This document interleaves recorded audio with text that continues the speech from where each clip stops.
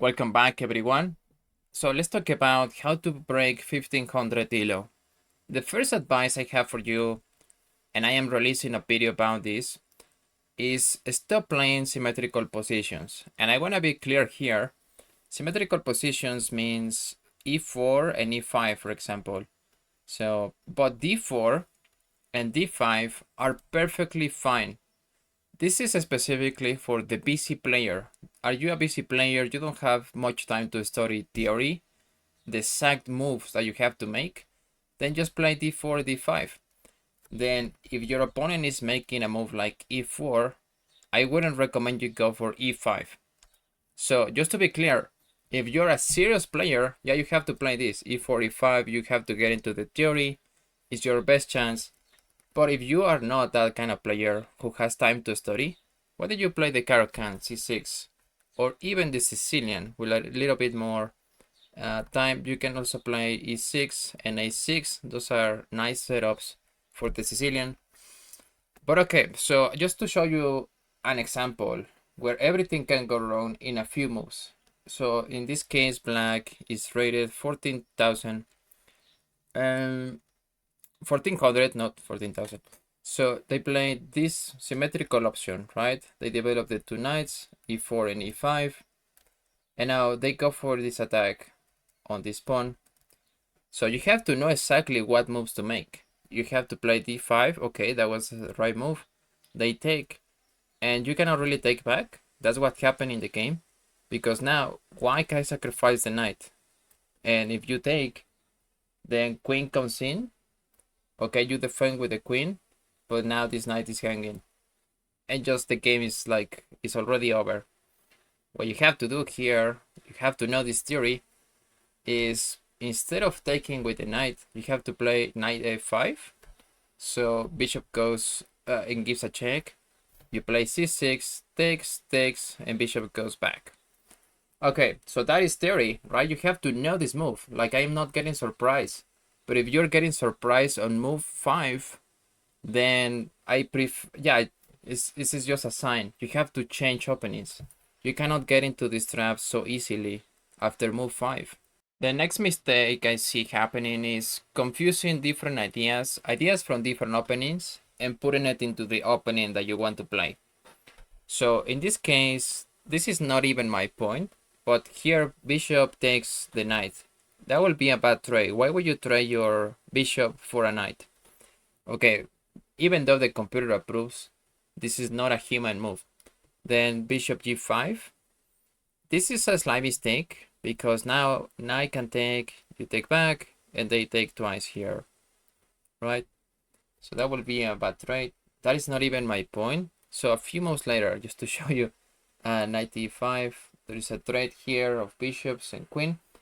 Rook e1. So rook e1, in the real Lopez, if you had your knight on d2, now you move your rook to e1 and you rewrite your knight, right? So you have these two moves with your knight. The objective is to put it on g3. But they go, okay, yeah, I'm gonna do the same thing, but just a shorter route, right? I'm gonna go e2. The problem here is black is just gonna take the pawn. Here just hanging the pawn. So you cannot apply the same idea if your knight is weirdly placed on c3, c3. Actually, at top level, you will have to play c3 first and then knight d2. But okay, the knight here is on c3, so it's still playable. But you cannot just grab an idea. Oh, okay, I'm gonna put my knight here, just like I was gonna play it before. Next tip I have for you is stop grabbing what it looks like free pawns. In this position, white just castle, and now knight takes on d4. It looks like a free pawn.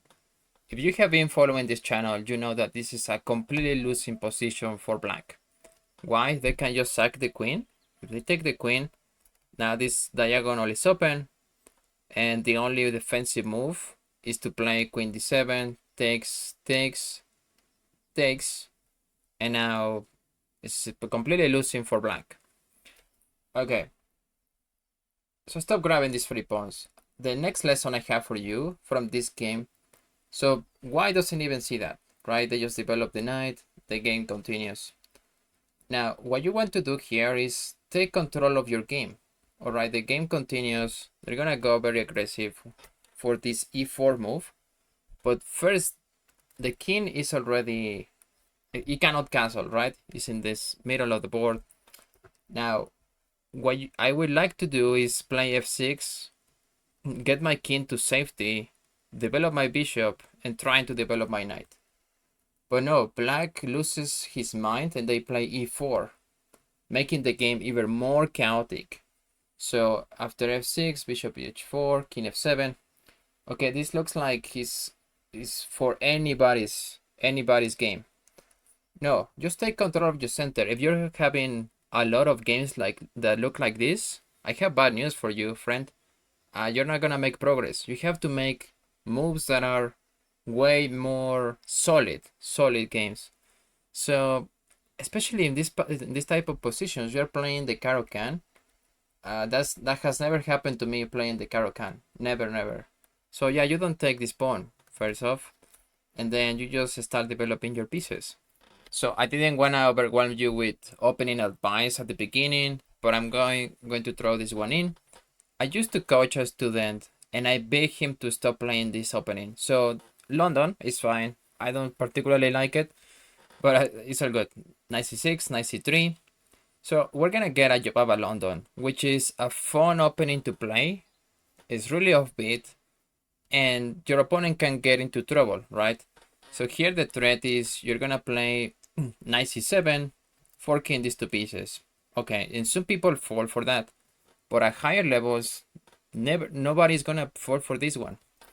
So the problem is now, okay, why can't just play something like e5, and now you have nothing, right? You have nothing in this position.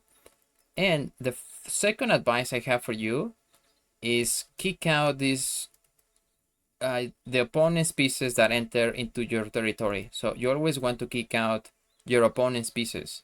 So an idea will be to play f5, right? You also have to consider this diagonal, so be careful with that. But as long as you can kick it out, maybe even just threatening to kick him out, bishop d3, developing your piece, that would be fine. In this case, white ignores everything completely, and they just play something like e6, which is like, what are we doing? What are we doing here? I don't understand. And so a few moves later, I can even show you what happens in the game. First, the queen is in a weird spot, and then black gets even more aggressive. White gets even more aggressive with a move like g4. So here you're just getting into this is asking for trouble. And now they can sacrifice the knight. Oh my god. Can I wait a second here? Yeah, they sack the knight. You cannot take the knight, and they're forking these two pieces. That is why I say, just kick out the opponent's pieces as soon as possible. You cannot play around them every time. So yeah, this is just general geometry advice. I think this point has to do more with development, but more specifically moving your king's rook, so the rook that is next to the king, to have it on the open file, right? So sometimes it's, okay, I'm gonna put my rook on e1 so I can have it here on the open. Yeah, that's normally a good move, but you also have to take into account this pin, right? The attack on this pawn.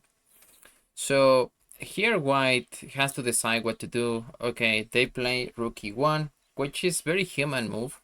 Now the problem is white can take because there is a pin and you just own a piece. Black is not actually better. You have this move, which is d4, and now they have to retreat the bishop, do something about it. Then if they take this, the rook, they're actually trapping the queen. Oh no, with that knight, sorry. With this knight, the queen has no squares available. And yeah, this is just completely lost for black. So, okay, yeah, I wouldn't recommend to move the rook that is defending this pawn, especially when you have this bishop.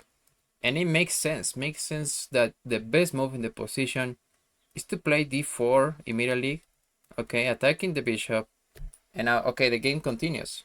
Okay, the next one, ask yourself, what is the big idea behind my move? What is the plan, right? You always have to have a plan. And what I love about chess is the language of ideas, right? And the idea is to destroy your opponent if possible. But the idea is, okay, in this example, so bishop goes to d3, and now I want to play probably c5 and c4 to trap the bishop, right? So okay, c5, nice. And then we don't have to be scared about c3 because we can still go for c4. But no, knight, in this case, black freaks out and they retreat the knight. So what was our idea in the beginning, right? We completely disregarded that idea and we were like, okay, no, I'm gonna retreat my knight. So now this comes with check and we activated the bishop. That was completely dead 2 moves ago. 2 moves ago, this bishop was doing nothing. So what was the idea anyway? I don't understand. I have no idea what are we doing now with white. Okay, I'm turning the review on this one. So in this case, white plays bishop e3. It's the best move in the position. Now you have a diagonal looking at the queen, and it's great. You're defending this pawn. So that is the idea, right? No, bishop goes to g5. Wait, so what was the idea of putting the bishop on e3? You don't have to be scared, and you can just take here the pawn. And black has a slight... I know it's actually a draw. This is actually a draw. But yeah, and it turns out it works for white later in the game because black misses the move. They had to play rook d8, just putting more pressure on this file. And now white can take, and the knight is forking everything. So that kind of works. But in a game, you cannot hope for the opponent to make a blunder, right? You have to play the best moves in the position. So it's all good. Okay, guys, thanks for watching. Please join the channel for only $1. Comment, like, and subscribe. And I will see you in the next one. Take care.